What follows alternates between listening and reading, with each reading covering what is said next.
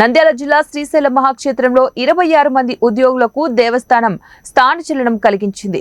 ఇందులో శాశ్వత ఉద్యోగుల, ఒప్పంద ఉద్యోగులు, పొరుగు సేవ ఉద్యోగులు మొత్తం 26 మంది ఉద్యోగులను స్థానికంగా బదిలీ చేశారు. శ్రీశైల దేవస్థానం పరిపాలనా సౌలభ్యం కోసం ఉద్యోగులను అంతర్గత బదిలీలు చేసినట్లు ఆలయ ఈవో పెద్దిరాజు ఉత్తర్వులలో తెలిపారు.